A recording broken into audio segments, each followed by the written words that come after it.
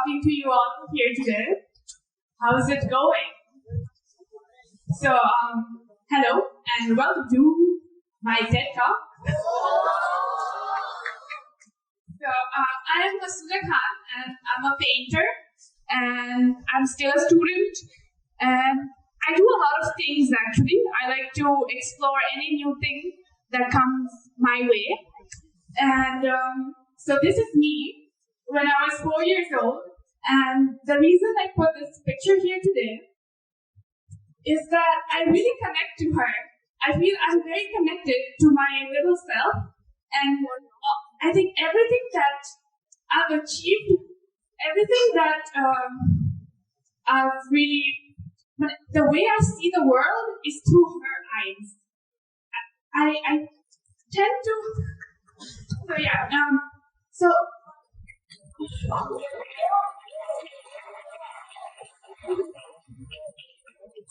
1 second, I'm not sure. Oh, yes. So, sorry. So this is my father at the age of 24. And currently, I am 24 years old myself.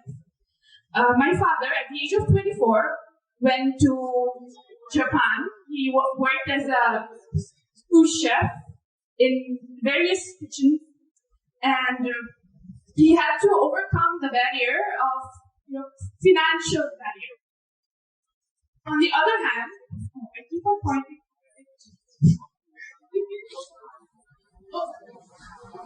Yes, got it. This is my mother at the age of 24. And that is me. And as you can see, age of 24, she already had me in her arms. These two photos of my parents are taken 10 years apart. And the reason of them here is because it reminds me of how, there are different barriers that we have in our lives. Like my father had a financial barrier. My mother's family also had a financial barrier. But my father, the opportunity, or when he was sent to work abroad, he couldn't really study, get a higher education like I and many of you here have today. And neither did my mother have a higher education. But do you see how, just based on gender and the era that they lived in, the barriers that they had to overcome were a bit different, the way they had to overcome them. My father was sent to work. He was sent abroad, and he became, in fact, the breadwinner for his little brothers. My mother, also because they were having financial burden, she got married off to my father. So, I just wanted to say, I thought my parents, when they were my immigrant workers from Bangladesh to Italy, and we always had a very working class life over there. My earliest memory ever is of me drawing with crayons on the bed, standing on the bed of my parents on the wall. And as I was drawing, my mother, she didn't say a thing, but my father was so angry because who would pay for the money to repaint the wall? You see, that is a financial barrier that stops people from doing creative things, perhaps, And so, on one hand, my father, many years later, he asked me, why do you want to be an artist? Truth is, I didn't really want to be an artist, but the fact that he asked me why, I wanted to do it even more, Say, yes, I'll be an artist, and you see.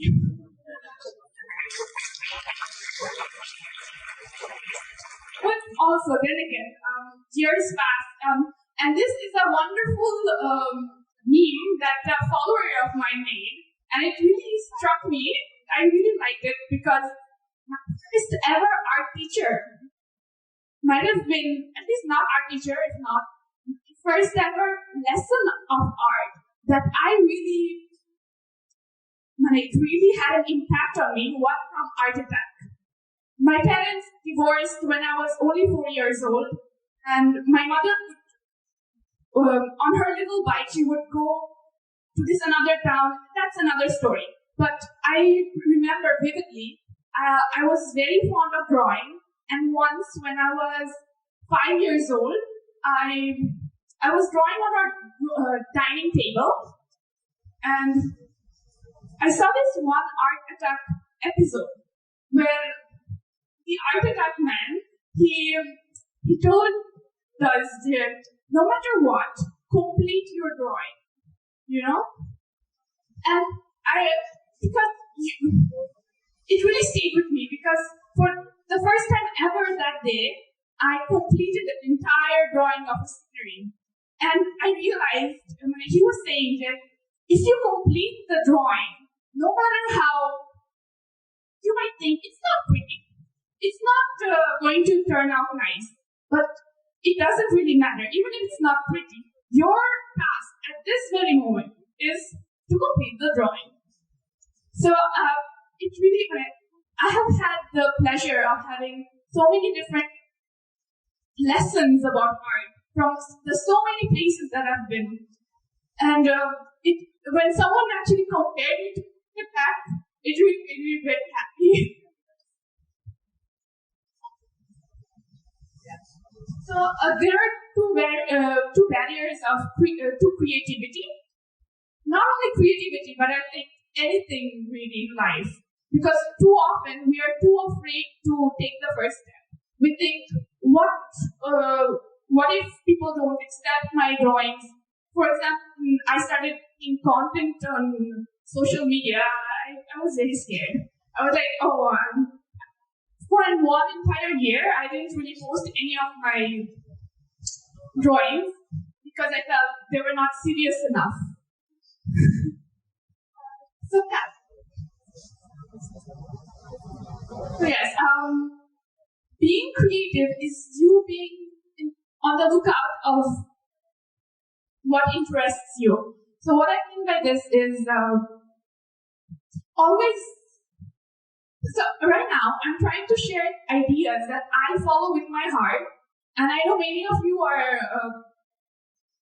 not really in the creative field, but then again, creativity is in everything, And I'm sharing my own ideas, and I hope you can connect in one way or another, So I believe that as a person, being creative is something so essential, yet we do not understand. We say we're so bored, but it's too easy. It's like calling defeat. Yes, I'm bored. But if you just try to find little, details of different things, you can find creativity in every little step that you take. So another thing, you remember Tiffany Fake? There was this TV show many years back. So when I first came to Bangladesh, so there was this show, and the story short, I participated in an art competition, and I didn't get any award. In fact, in many different art competitions in school, anywhere, I never got an award until last year. And what I want you all to remember from here is that sometimes you don't really have to win. You don't really have to. If you're passionate about something, you should continue doing it, and something beautiful will come. Give your 100% to it. You give your love to it, and something beautiful is bound to happen. So yes, and thank you.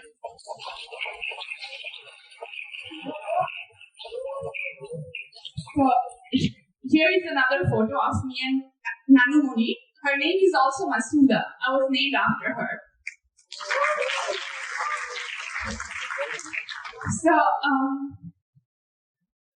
growing up, I really was, so I moved to Bangladesh at the age of 8, and then I started living with my extended family around adolescence. So as soon as I became an adolescent, I suddenly started to walk like this. I was very cujo. I was very afraid to stand straight and like just be myself, And especially when you live in an extended family, you have the entire family with you, and it's kind of hard to speak out.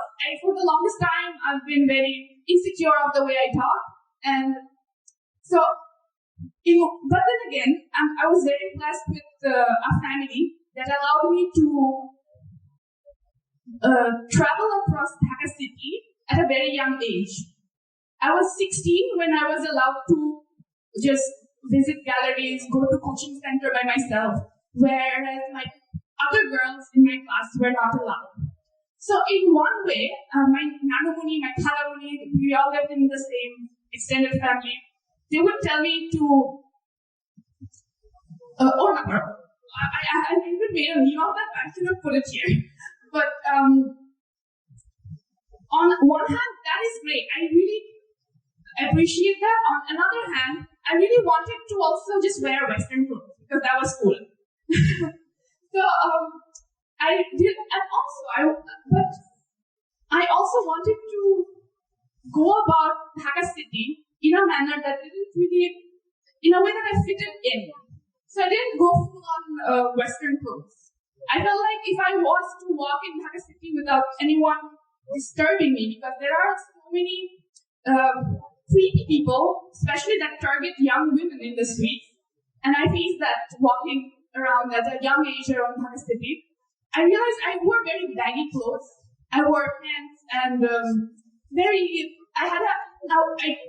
I got this walking thing where I walked very like a boss. I walked like a man. And often, I didn't really put on makeup. I didn't, and over the years of just being influenced by both my surrounding and my grandmother and my mother in many different ways, I developed this it was actually just me being me.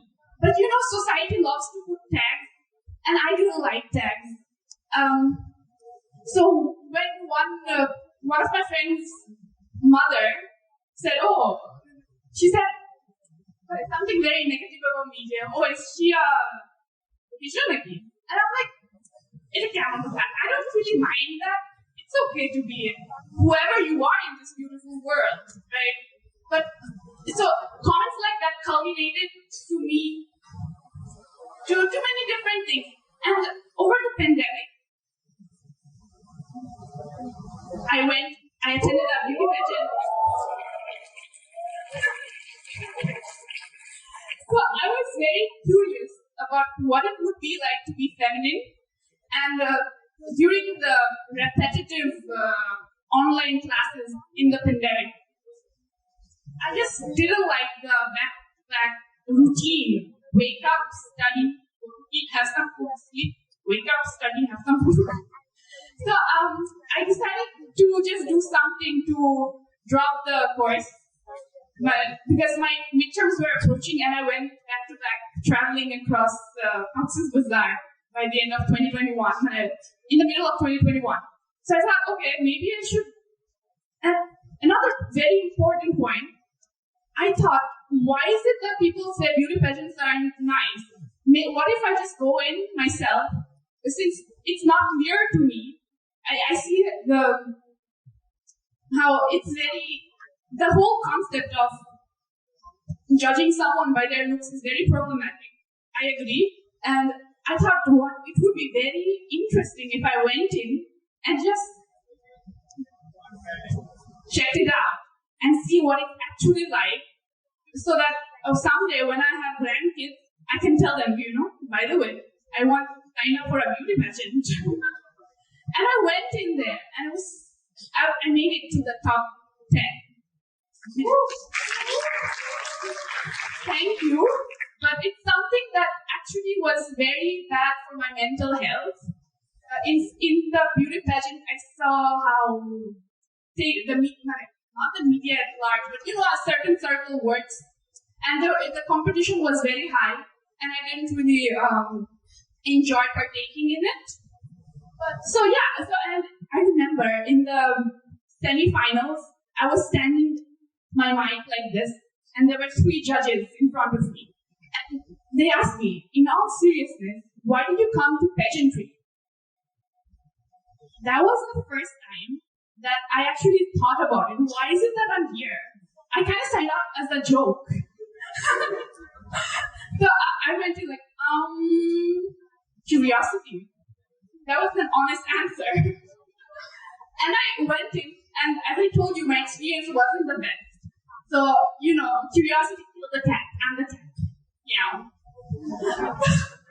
But satisfaction brought it back because I went in and experienced the whole thing, I went in and explored. I felt like a researcher. I was like, okay, content for my book when I write one, content for my graphic novel, and it's just another part of the world that someone like me usually couldn't explore because I would be like you, but that is not something for me. I would step back from before. But I decided to give away my place of comfort, and I just went in straight ahead, nose dive into it. So the whole Miss Universe thing.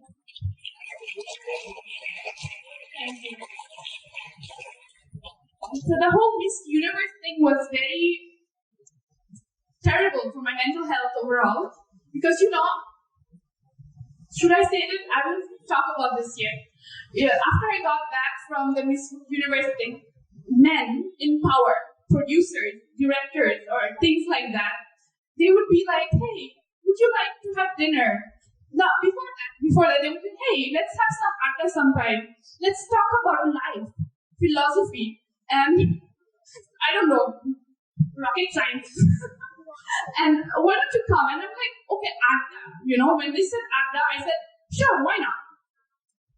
1 hour later, they would slide again in my DM and say, I also like to have long drives. And let's have dinner. And the thing is, what is this? Did I really sign up for that? No. So I take his comment and I put it niche and said, excuse me, I agreed to adda.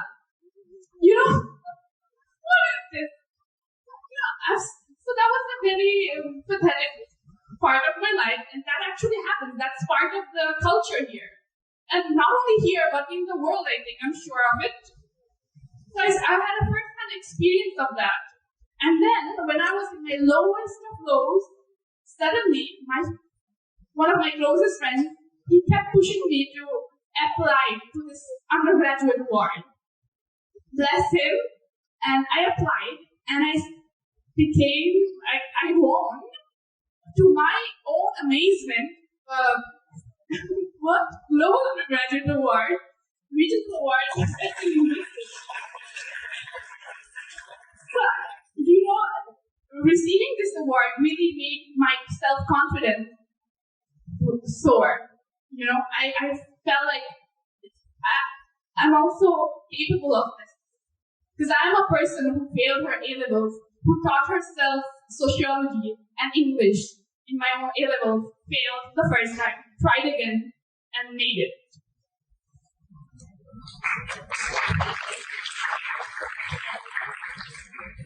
So I believe that, when you write about something, when you research about something, it has to come from your heart. Because when I wrote this paper, it's something that I really cared about.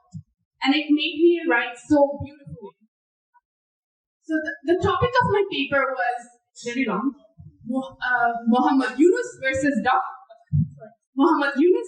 Aung San Suu Kyi. A critical discourse analysis of language use between 2 Nobel Peace Prize laureates about one's humanitarian emergency, the Rohingya crisis. Basically, I analyzed the language of Dr. Yunus and Aung San Suu Kyi. Both are Peace Prize laureate, and I took the way they talk about the Rohingya crisis and analyzed it. And it turned out to be very something I'm very proud of.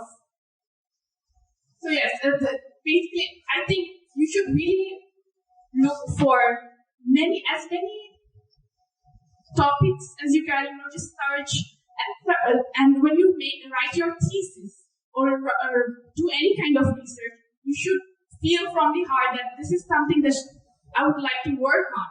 So you can both do the research very quick and create something beautiful out of it.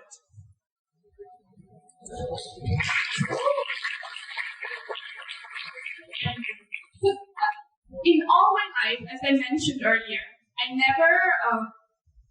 never won an award for my drawings, and this is my first ever drawing. This also is about the Rohingya crisis, and it also got an award, and I just thought to show it here to you guys. So you see, I have this downfall after the beauty pageant, and then suddenly I started doing all the great things that I'm proud of.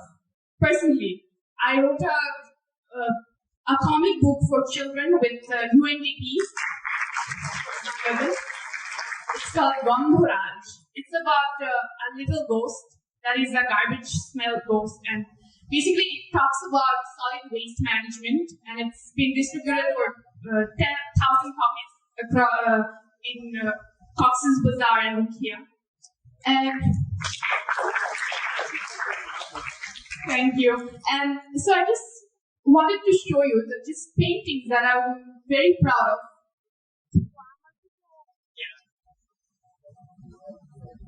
Oh, so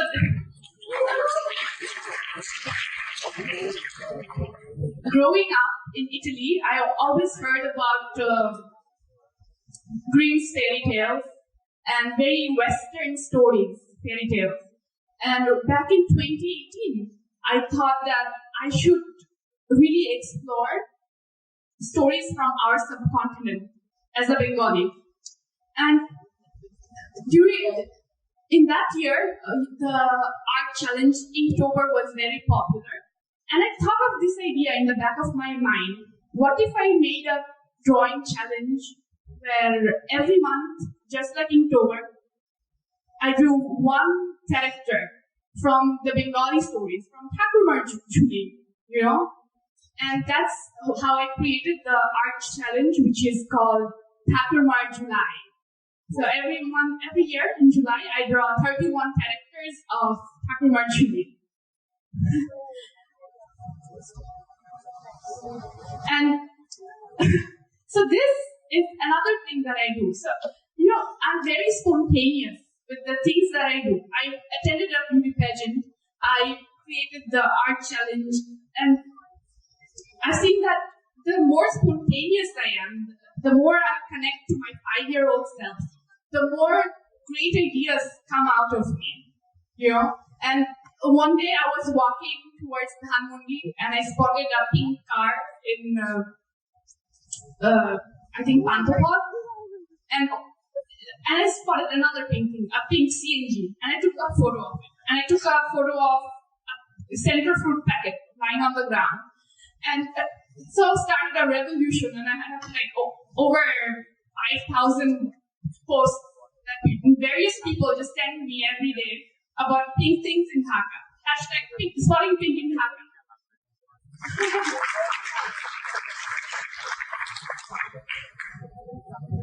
So, overall, I just wanted to talk here today.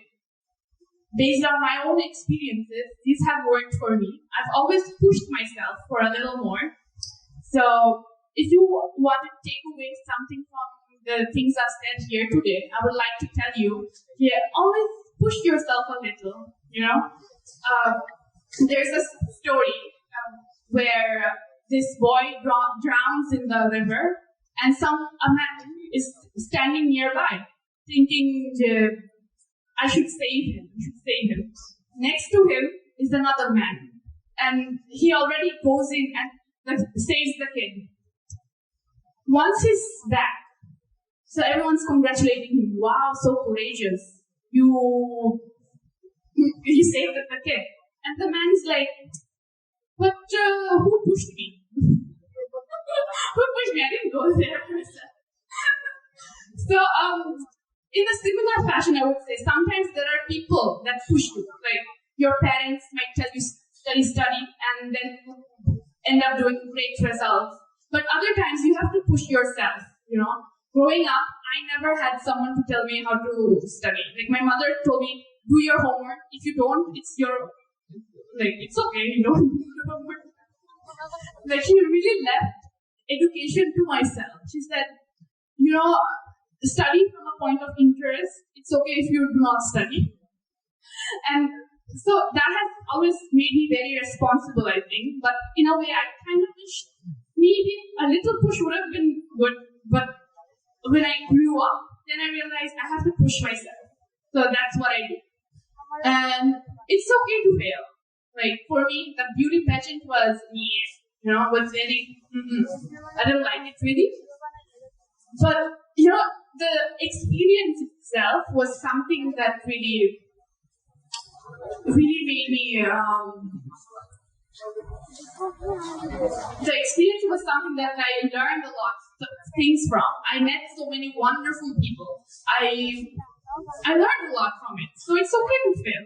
The journey itself, the failure, but you can learn from failure too. And of course, calculate your risks, because when I went into the beauty pageant, or when I did anything really, I always calculate a bit. I thought, okay, maybe if I go there, so I didn't study for my midterms, remember? And I thought, okay, I didn't study, so let me go there, and I'll just drop the course, and I just do a quick calculation, So there are really no mistakes, just happy accidents, like Bob Rossman. And there is a photo of me here, and I'm running a marathon. That was like 7 years ago, the only marathon I've ever ran on. And the reason I put it there, it looks like everyone is clapping for me. But I'm literally one of the last 5 people running. And the reason everyone is clapping is because Muni Shaha auntie is right behind me. And everyone's clapping for the celebrity. So yes, I failed there, right? I didn't really make it first in the marathon. But the whole thing, walking it was a half marathon, or not even a half, this is semi-marathon, 15 minutes, 15 kilometers, sorry. And journey is what makes it worthwhile. And so yes, this is all I had to say today. Thank you.